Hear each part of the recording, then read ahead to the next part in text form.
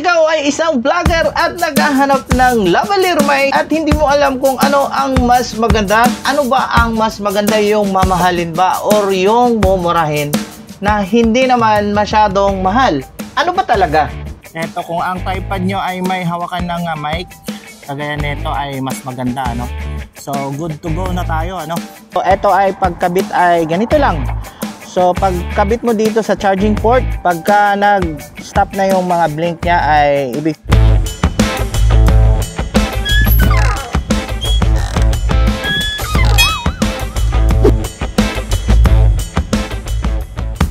what is up mga bay, mga day, kumusta na kayo dyan? And kumusta na mo diha? And you guys, how are you doing? Nakita na naman ninyo ang pagbuka tayo ngayon sa harap. Di guys, eto, iwanan muna natin ang mga sasakyan natin dyan sa tabi-tabi, ano? Iba na naman tayo. So, i-explain ko lang sa inyo. Eto ngayon, bumili ako ng bagong wireless lavalier microphone. So, eto yung Boya at papaliwanag ko sa inyo mamaya. At eto yung luma kong Saramonic Blink 500. Ano? Ito pala ay 3 years ko na ginagamit. At eto ay kabibili ko lang, ano, nung nakaraang 3 araw lang parcel dumating. So, kung ano ba ang ipi-prefer ninyo? Ito bang Boya o ito bang Saramonic? Na medyo may kamahalan din siya, no? And pero nagamit ko siya ng mahabang panahon, ano?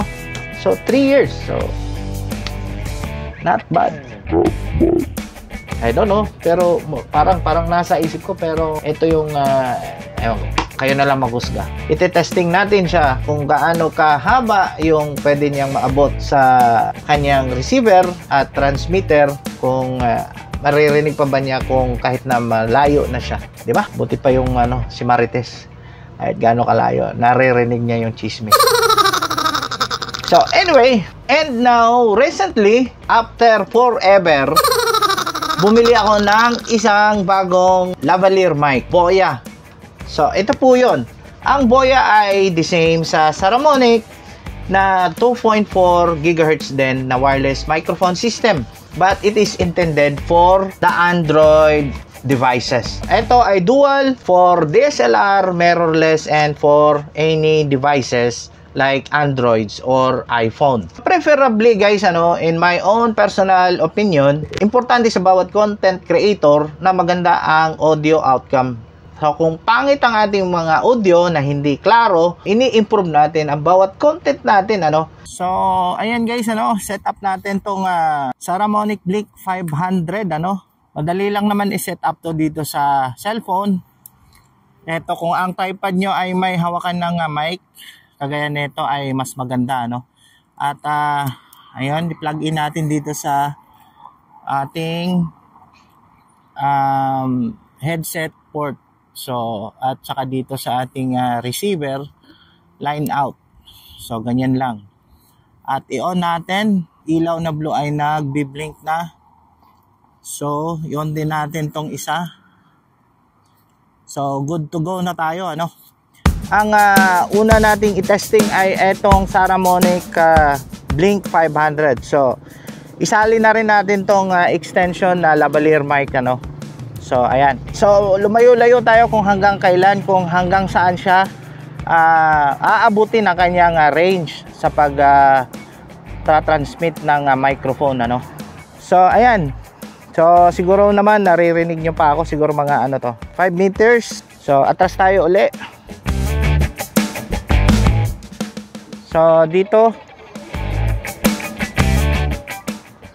So, dito guys, siguro mga 10 meters na to, ano. So, testing natin tong extension na kasi gumamit na tayo ng extension na lavalier mic. So, din ay hinawakan natin dito sa baba lang ng ating kamay. So, layo-layo tayo ng konti. So, siguro mga 15 meters to 20 meters tayo, ano. So, eto 20 meters na to, ano. So, 15 to 20 mga ganyan. So hindi na siguro abot ng layo kasi nasa manual siguro nasa mga 30 meters lang. So naman maximum natin kasi mga posibleng mga vlog natin ay hindi naman kalayuan pag tayo nagsushoot ng ating mga video, di ba? So ayan guys, ano, ang ating pangalawa ay ang ating ultra microphone na Boya. So mas mura to kaysa doon sa Saramonic. So ito ay pagkabit ay ganito lang.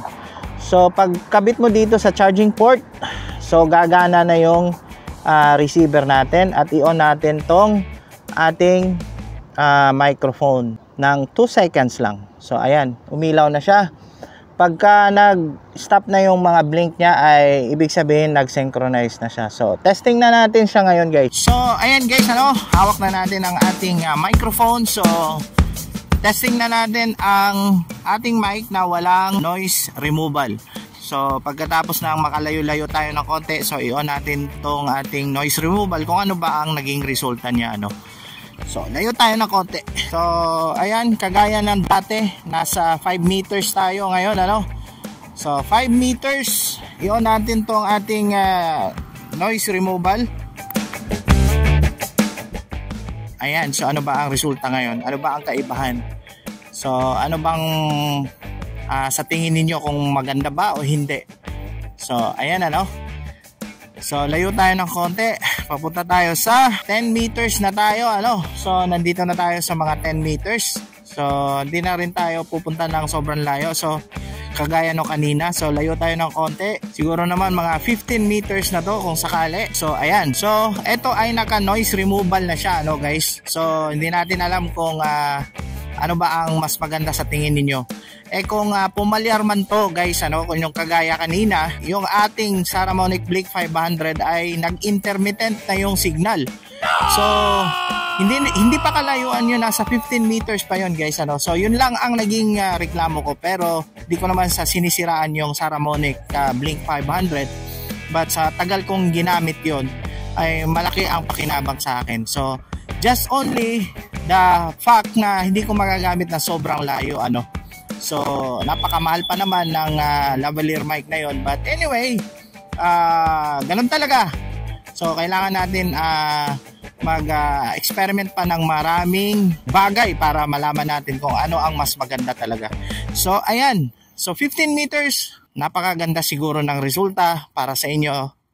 Sa inyo naman ang decision yan, di ba? So ayan guys, ano, natapos nating i-testing lahat ng ating mga lavalier mic. So yung una ay tinesting natin yung ating Saramonic Blink 500. So ngayon, nakita ko at narinig ko mismo, ano, kanina nung ating tinesting, kayo din mismo, na nung umabot tayo sa mga 15 meters ay nag-intermittent na yung ating transmitter, ano. So ibig sabihin, putol-putol na yung ating mic.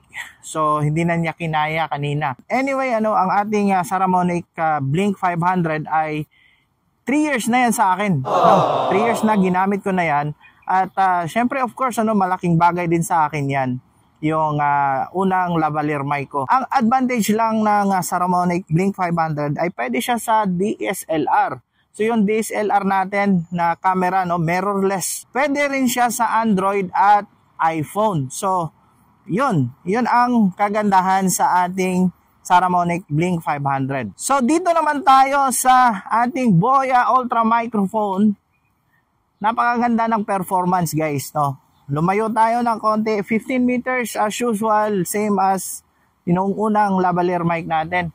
Maganda ang resulta kasi hindi siya naputol, ano. Hindi rin kamahalan ang Boya na Ultra microphone, ano.